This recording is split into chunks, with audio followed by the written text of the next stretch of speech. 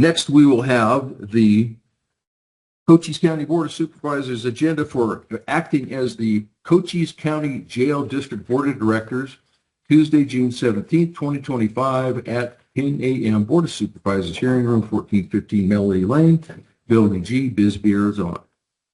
Pursuant to ARS 38431.02H, the public will have physical access to the meeting place 15 minutes prior to the start of the meeting. Any item on this agenda is open for discussion and possible action. Members of the public may also attend this meeting via Microsoft Teams, computer, or mobile app, or via phone by calling 602-609-7513 or 888-680-6714, conference ID 750-944-462#. If you have trouble accessing this meeting remotely, call 520-432-9200 for direction. The board may permit public comment during the discussion of any item on this agenda. To speak on an agenda item, complete and return the speaker request form to the clerk of the board by 9 a.m. on the day of the meeting. And I notice that we do have several speakers for the jail district. Roll call.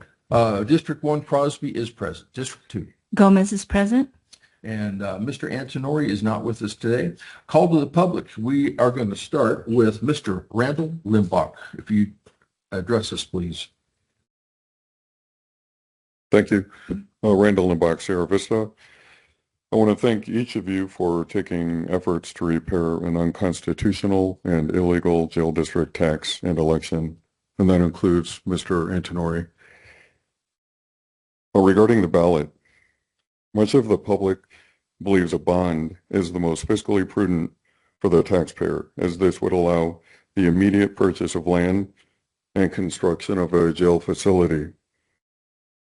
If using a bond, will the bond amount be reduced by the money on hand? Did you send it to me? If using a bond, how will payment of such be applied to the taxpayers? In other words, will the county assess an excise tax for a specified period to cover the cost of the loan and interest, or simply use existing tax monies? If voting yes on the bond, will that necessitate a tax increase? Will any bond monies be used for jail operations? If so, what happens to general fund monies that would ordinarily be applied toward jail operations? Regarding the election, is it your intent to comply with the constitutionally mandated 60% supermajority with the new election? Regarding the audit, I request a comprehensive forensic audit of the Sheriff's Office to be conducted by an independent auditor with absolutely no connections to Cochise County and or any of its employees or elected officials, and that would I would ask that there be no connections to Katie Hobbs' administration either. In fact, this should be a component of the jail planning phase to determine areas where taxpayer savings can be achieved. The taxpayers demand real and timely accountability. And lastly, why not ask the federal government to construct and operate an ICE detention facility at the Douglas Port of Entry? This would dramatically cut associated costs for the Sheriff's Office and the county taxpayers. Thank you. Thank you, Mr. Limbach. Next up is Mr. Robert McCormick, if you'd please address us this morning. And on deck is Kara Harris. Good morning. Again, I want to thank you guys for getting this bond issue back on the agenda for later this year. And I want to say that I really hope that Dan LaChance's efforts that he put towards the saving of all the Cochise County money, all the work that he did for 2 years, that doesn't go to waste, and that you really will run this with 100% constitutional rights. Thank you. Thank you, Mr. McCormick. Next up is Kara Harris. Ms. Harris. Greetings to board members and to Mr. Antonori, who isn't here. I would like to thank you all for listening to me and for trying to fix the mess that Karwachka and the sheriff made when they violated our Constitution. You've been handed a mess, and I'm hoping we can go forward with you all making appropriate and constitutionally correct decisions you are now faced with today. Please hold a jail district work session or even a town hall and talk about addressing some important issues. We, the people, need you first to determine just how much money that has been collected from the previous illegal election and where exactly it was spent. The term forensic audit seems to be appropriate here. Now, I'm no scholar, but during the last fiasco, there was no plan at all as far as I could tell. Let's play pretend here for just a moment. You too are my bankers. I want to build this energy efficient, beautiful home at the base of the Whetstones somewhere. Not exactly sure where, but somewhere. By the way, I have no architectural plans to show you either. So this wonderful home is all in my mind, and I'm also currently living in a tent somewhere. Can you please just loan me $1 million and I'll get back to you later with all the facts? Maybe. Do you see what I'm trying to say here? No rational banker would loan me a cent on this venture, no matter how passionate I could be about it. For your information, I do need a new home if you're interested in helping, as mine is really falling down around me. Now we need to talk about the feds paying up when you have to house their detainees. For now, we have a president who calls illegals criminals violating our borders just what they are. Now, I'm sure we have 3 supervisors who recognize that they are not immigrants. So the Fed needs to deal with their own. And if detained in Cochise County, they need to pay the bill. Do we agree? In my opinion, holding a bond election would be the right thing to do, as we probably could get the land and the jail started, something that hasn't happened with the previous theft of our tax dollars. I think we should also consider what other monies are available to add to this pool of funding. The fact is, we've had very few facts put forth before us. If we vote yes for this bond issue, would this demand a tax increase also? I believe we citizens and our offsprings deserve answers before we're forced to buy a pig in a poke, as my grandpa would say.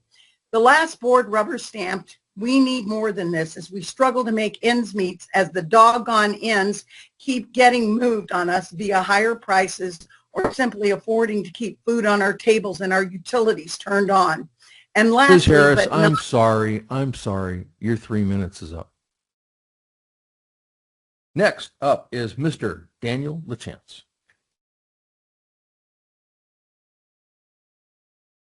Okay, that's fine.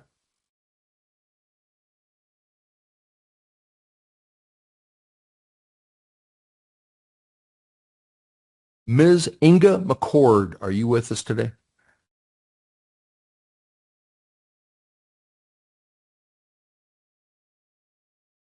And Yvonne Mayer is on deck. Hello, board members. I have been a resident of Cochise County for 40 years. I live in Stump Canyon, Hereford. This is about the jail tax. I believe in the KISS method, keep it simple, stupid. My item number 1, I believe we own land already adjacent to the jail. And if we could use that land based on the geology and water access, etc., that would be a very simple solution to where to build it. I don't know the yeses and nos about that. Second, develop a comprehensive set of requirements and criteria to build a new jail. How many inmates, minimum size of the cell, etc. There are jillions of details that have to be ironed out. When I worked in industry, we spent 40% of the total project time developing requirements analysis. It's a very effective way to do things.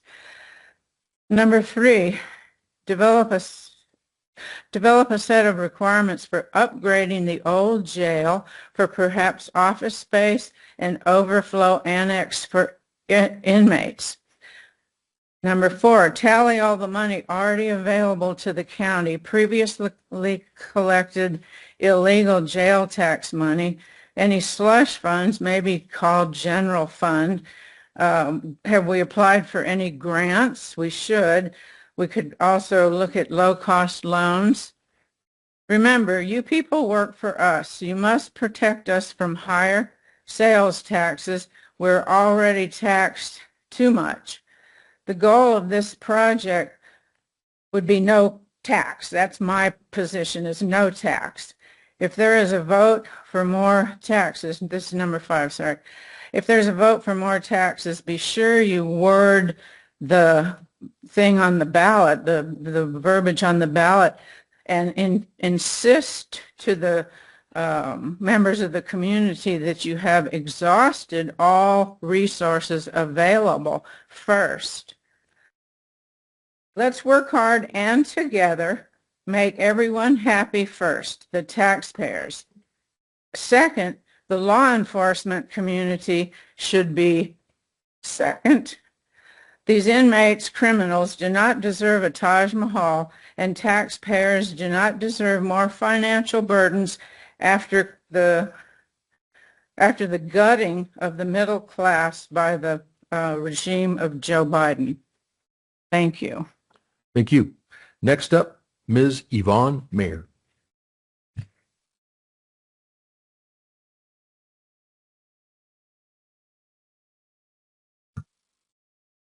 Good morning, and thank you for this opportunity to ask my questions. I am Yvonne Mayer, and I do live in Hereford. I've heard a number of questions being asked, and I'm going to ask some of the same ones because I think these are questions that the voters themselves are asking and want answers to. First of all, in this new jail, how big will it be? How many inmates will it hold? What's the square footage, and where will it be located? I'm sure there are standards for jails, such as how much space is allowed per inmate, what's required in a dining facility or exercise yard or for medical needs. Shouldn't these needs be determined and a cost estimate made before asking for more taxes? Shouldn't the voters have this information before voting? Then there's a question of actually how much funding exists. I'm given to understand that there was $20 million put aside by the state, and I believe they are working on extending the time frame on that. I've been told that Kristen Sinema was also able to put aside $2 million, and then we have the amount that has already been collected in taxes, and I see by the tentative budget summary here that there is a contingency fund of just over $12 million. I believe that represents the amount that was collected less the amount that was paid to a consulting company or someone that was developing requirements. Is there anything from that that can be reused for the new jail, or has that money just been lost? Is there any other money available, such as in grants? Given the estimated cost of building the new jail, less the funding on hand, we should know the amount needed to build a new jail. What is that figure? Will this jail election only include the cost of construction, or will the operating costs continue to be paid from the general fund? The ballot language must include the estimated size of the jail, number of inmates, the location, the amount of funding needed, and the method of financing.